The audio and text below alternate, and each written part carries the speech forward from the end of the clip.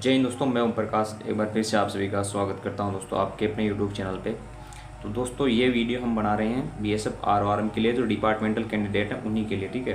क्योंकि बहुत सारे कमेंट आ रखे थे डिपार्टमेंट कैंडिडेट के भी कि क्या क्या सर्विस हमारी होनी चाहिए, क्या क्या इसमें प्रोसेस होती है डिपार्टमेंटल कैंडिडेट के लिए और कौन कौन से डॉक्यूमेंट्स इसमें चाहिए उनको, ठीक है। तो सबसे पहले मैं बात करूँ डिपार्टमेंटल कैंडिडेट के लिए क्या क्या होना चाहिए, ठीक है।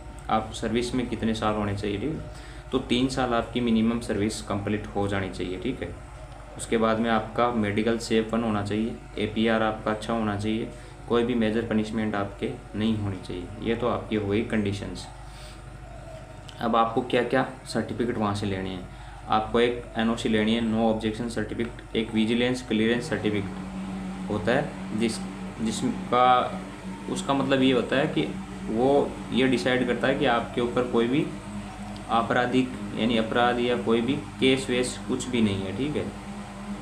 विजिलेंस क्लियरेंस सर्टिफिकेट ये होता है। ये सब कुछ एनओसी में आ जाते हैं, क्योंकि एनओसी तभी मिलेगी आपको जब आपका विजिलेंस क्लियरेंस सर्टिफिकेट कंप्लीट होगा, यानी आप पर कोई भी मेजर पनिशमेंट नहीं होगी, मेडिकल कैटेगरी से 1 होगी, सर्विस 3 साल होगी और आप का एपीआर अच्छा होगा, तभी आपको एनओसी देगा। वरना आपको पता है यूनिट में कोई एनओसी नहीं देता। तो अगर आपको एनओसी मिल गई तो आपका कन्फर्मेशन है 3 साल सर्विस और एनओसी है तो आप एलिजिबल हो। अब आपको प्रोसेस क्या क्या करनी पड़ती है इसमें। जो भी डिपार्टमेंटल कैंडिडेट होता है, बीएसएफ का जो भी कैंडिडेट होगा, वो क्या है, उसको फिजिकल नहीं करना पड़ता। इसमें आपको डायरेक्ट सीबीटी एग्ज़ाम देना, कंप्यूटर बेस्ड टेस्ट, ठीक है। पिछले एग्ज़ाम से सीबीटी एग्ज़ाम स्टार्ट हो गया, अभी ऑनलाइन ही एग्ज़ाम आपका कंडक्ट कराया जाता है।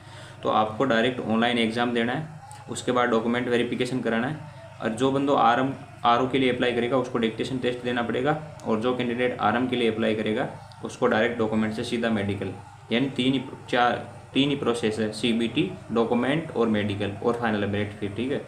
और आरओ से हो तो सीबीटी, डॉक्यूमेंट वेरिफिकेशन, फिर डिक्टेशन टेस्ट और उसके बाद में मेडिकल। ये 4 प्रोसेस ऑपरेटर के लिए होगी। तो ये आपके लिए चीज़ें जो थी, आपने बोला क्या क्या प्रोसेस चाहिए कि हमें विजिलेंस सर्टिफिकेट कहाँ से मिलेगा।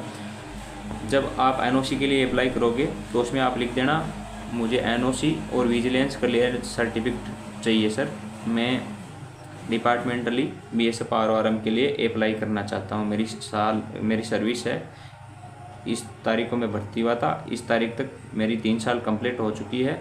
आपकी जो बीएसएफ आरओआरएम की क्लोजिंग डेट है वहाँ तक भी अगर 3 साल होती है तो भी आप एलिजिबल हो, ठीक है। तो आप एप्लीकेशन में लिख के अपने यूनिट के सीईओ को दे देना, वहाँ से एनओसी मिलती है तो आप डिपार्टमेंटल एग्ज़ाम के लिए एलिजिबल हो जाओगे। तो यही थी डिपार्टमेंटल कैंडिडेट के लिए तो एलिजिबिलिटी का क्राइटेरिया, और आपको क्या क्या प्रोसेस से गुजरना पड़ेगा वो मैंने बता दिया। फिर भी कोई डाउट रहता है तो आप कमेंट बॉक्स में कमेंट कर देना। जय हिंद दोस्तों।